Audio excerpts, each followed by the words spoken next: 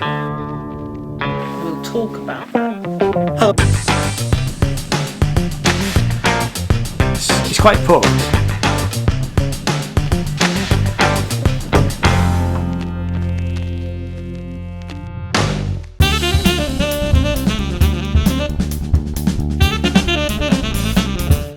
Hello and welcome to my channel. My name is Ian, and if this is the first time that you've been here, this channel is all about music and art, and you are very welcome.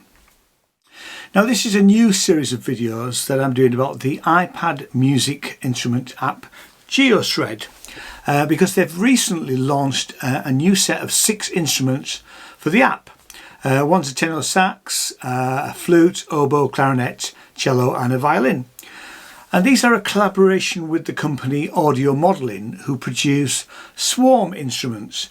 And so consequently, these instruments for the GeoShred are collectively known as GeoSWAM.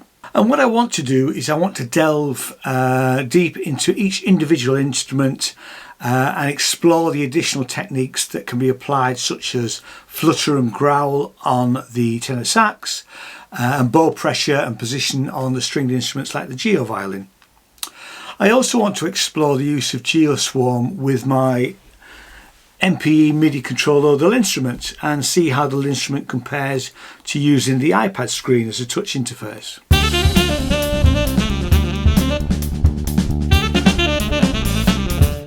So GeoShred comes from Wizdom Music, a company founded by Dream Theatre keyboardist Julian Rudess. And I've been a fan of GeoShred since 2018.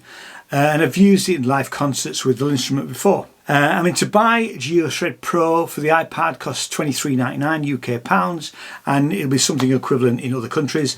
There is also a cut down version called GeoShred Play, which is available for £9.99, and you get the sounds of the Pro version, but you can't adjust the presets. There's no MIDI output, so you won't be able to use it with an instrument or a Rolly C-board, that type of thing. They also have GeoShred Control, which is a MIDI out controller and arpeggiator, but doesn't have any sounds, so you would need to upgrade to Play or Pro to use it with the GeoSwarm instruments. Now, the SWAM instruments that GeoSwarm are based on have long been something that I've been interested in. And I really wanted to try them out with an instrument and a laptop, but the price has always put me off.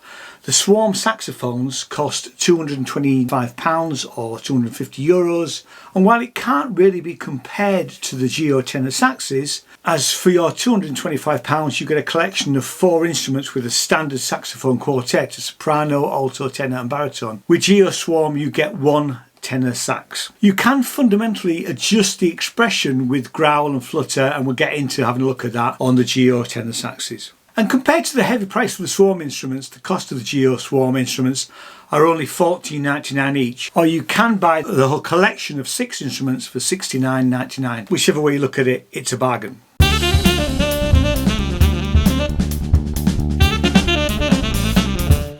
Right, so let's have a look at tenor saxes using the iPad screen. We'll look at the main controls and then go through each of the presets. I'll then hook up my instrument and I'll improvise a piece with the factory backing tracks that come from GeoShred. The first things first, you will need to have an updated version of GeoShred, and you need to update it to version 5. And that will allow you to be able to buy the GeoSwarm instruments from the store built into the app. Buying them is very straightforward, just like buying any app or in-app purchase. Just one thing, if you buy an individual instrument for £14.99, you won't be able to get the collection discount of 6 instruments for £5 when you buy them at £69.99. So you need to be aware of that. If you buy one instrument, you need to think about whether you're going to buy all of them at the end of the day. The controls that are different when choosing the GeoTenorSaxes are growl, flutter and formant. And we'll also have them to play with when we get to geo oboes, flutes and clarinets. Growl and tongue flutter is the way that a woodwind instrument player excites the reed. There are 2 ways to adjust this in GeoShred. So let's listen to the growl effect first. And I'm going to do it with the finger expression first. And the way that this works is if we pick a note and we start at the bottom where the note is,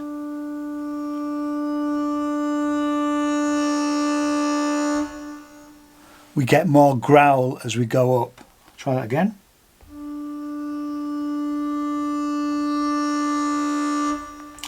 Same with the flutter. Turn the growl off.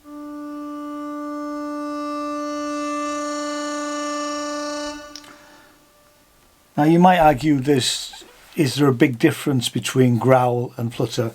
There's not a huge difference, I would say, but this is all flutter. Let's go back to growl.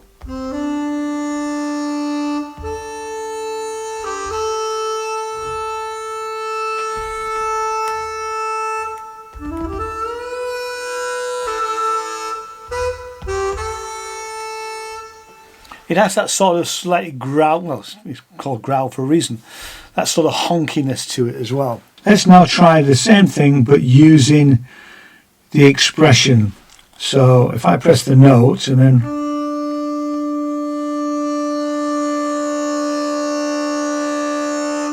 and the way that we do that is we move with the growl or the flutter activated, we move it up to the top of the expression. Try again.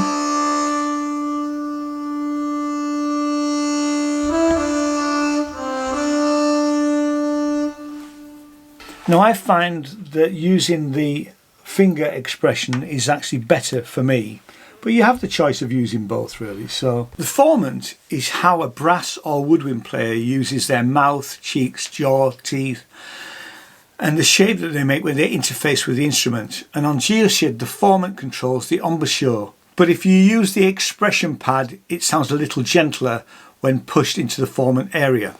The formant can be adjusted by this rotary control, which I have to say I find is quite fiddly. Let's just adjust it. Let's turn the formant really up high.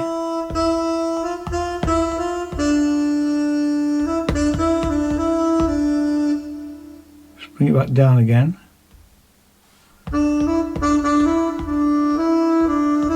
It's much subtler as the formant.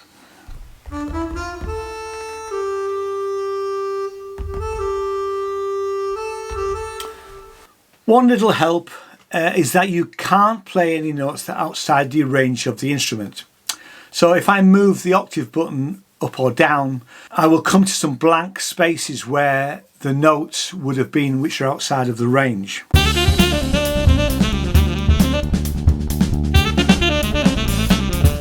So let's have a look at GeoTenorSax presets. It's worth looking at how we choose these presets. So the top menu here, we get to select each of the particular sound bank that we want. Obviously we've been using the GeoTenorSaxes, and this little lower menu here will show us where the actual presets are. We've been playing the GeoTenorSax preset, which is, if we like, the standard preset. And what happens is when we choose, there's 11 presets in total, and right the way through the GeoSwarm range they're all the same. So when we choose GeoTenorSax Resonator, it sounds like this.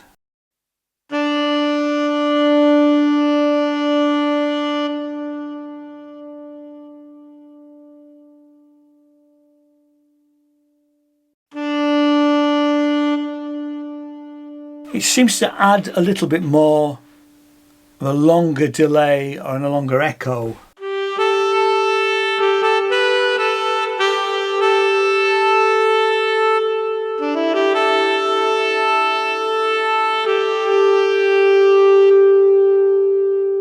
The other thing that's happened is that from the standard GeoTenorSax we've lost the portamento and it has been replaced with this Psi-R wet.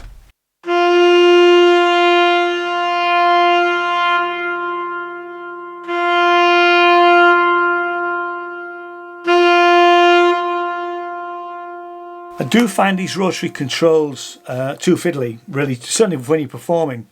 So they sort of need to be set. Might have been better if we had some sort of slider option. Let's have a look at this GeoTenorSax vowel. This seems to me more of a sort of honky sort of sound. So we've got.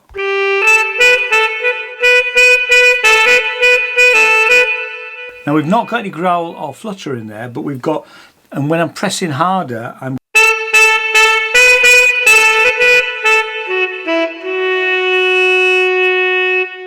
getting that sort of honky sort of sound.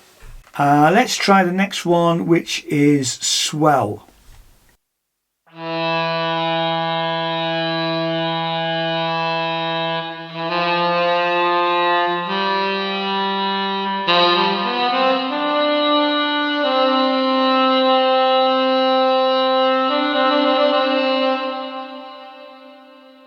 We've got some of the settings here are changed. We've got a Moog voltage control filter, which if I turn that off, you'll see the difference.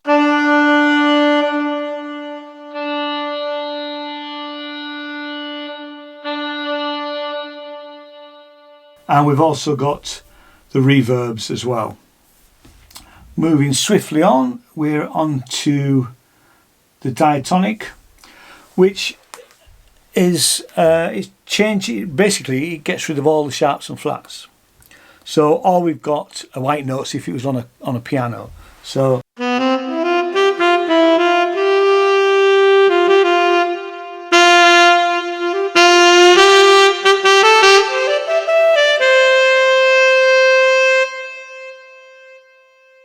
next one, we've got the tenor sax meditation. This sort of puts a drone, which you can just about hear in the background there.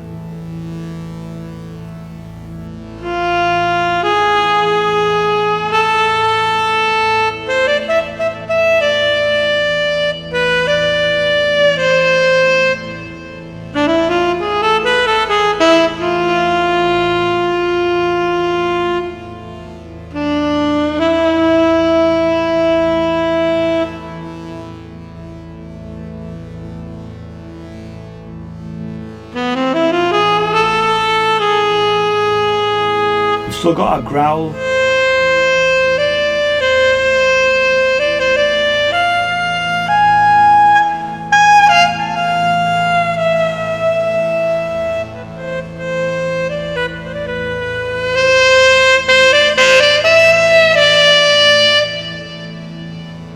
And now flutter.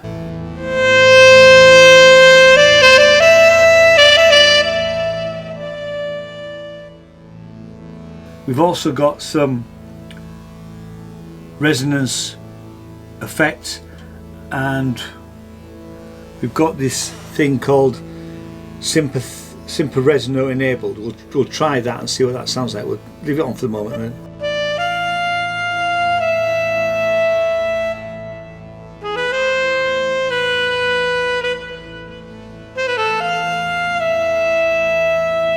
Let's turn that reso off. And we lose that, so that's where the drone is coming from. And I'm assuming we can make that louder.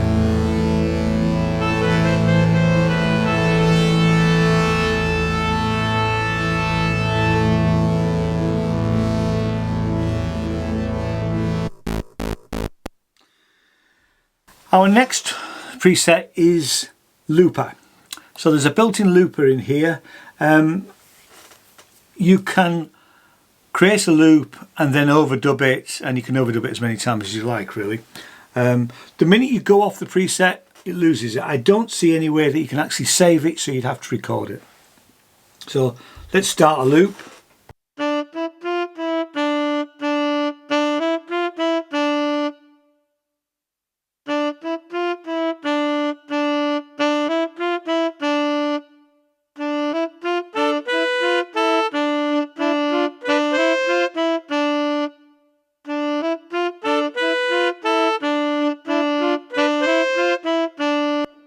So you get the idea.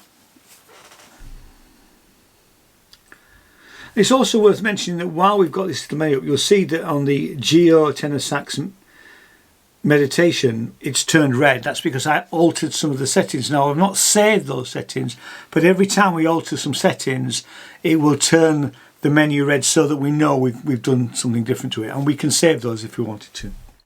So next we're up to ARP, and the ARP can't play any chords because everything's played in mono. But what this will do is this will pick, if we pick a a key and a chord, it will play an arpeggio around that chord. So if I play, we'll go for a minor, and we'll go for minor 7th.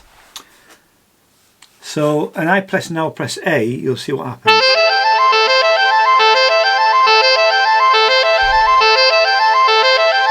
I can change that.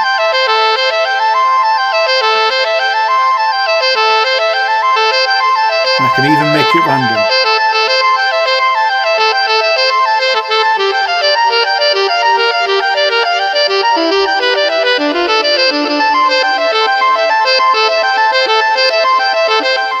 Fantastic fun. And you take your finger off and it will stay like that until you press next note.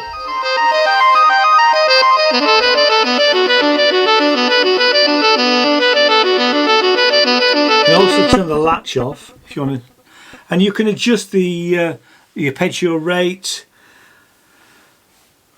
I'm not quite sure what this setting here does, so we're going to have a play with that. So put it back on, press an A, and let's alter this. It's like a resonant filter. Although it's got a very strange name. If I wanted to keep that, I'd probably want to change the name of it to something that made sense to me. Because doesn't mean anything really. Turn the arpeggiator up. More down. Fantastic. Next one we have dry, and dry does exactly what it says on the tin. There's no effects. We've lost off the menu our reverb and echo. We've just got portamento.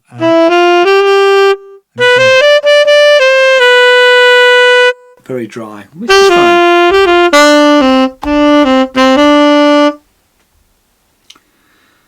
Next one we've got scale. Now the good thing about this one is that you can pick the scale that you want to play in. So if we say want to play in B flat minor, and if I pick a Western, as you'll see here, there's a whole host of different scales that we could use. I'm going to pick minor.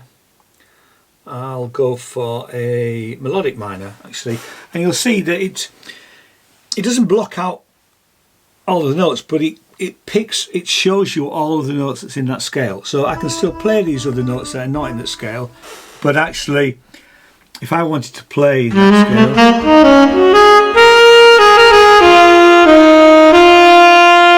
and our last option is the GeoTenorSax finger vibrato. Now the good thing about this is we've got finger expression chosen, and rather than having to use the vibrato mount slider up here, we can just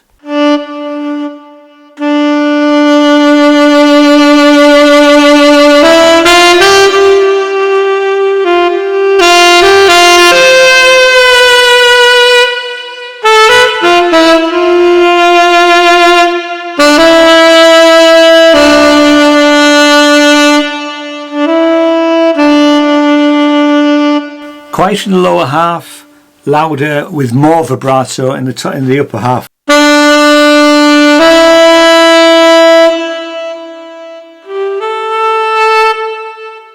Now I do feel that my finger sort of slides around quite a bit on the iPad. You do need to have it on a good hard surface. It's sliding around a bit on this table, so I would need to put something underneath it really. So what I'm going to do now is I'm going to connect the instrument up to the iPad and play an improvised piece using one of the GeoShred backing tracks.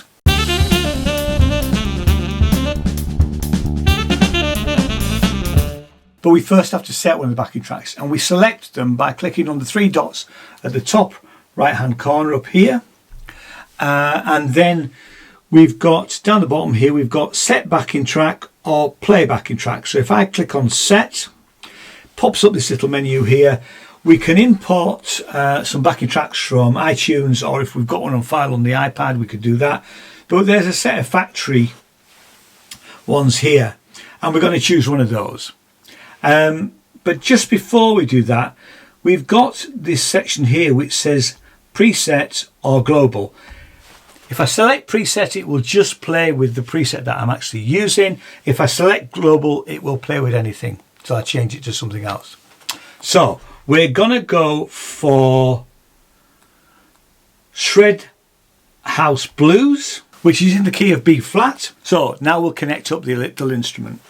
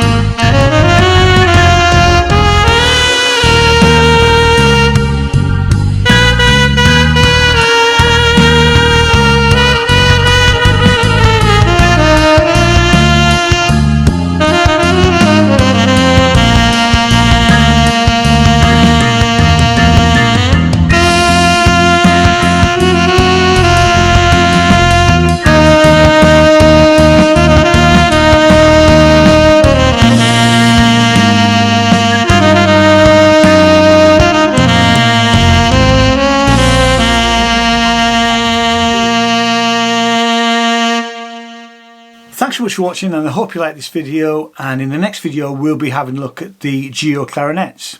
If you wanted to buy GeoShred, I'll put links in the description down below, and if you'd like to subscribe, that would be absolutely fantastic, and a thumbs up is always much appreciated, and if you want to ding that little bell if you want to be notified when I post a new video. So thanks so much again, and I'll see you next time. All the best. Bye bye.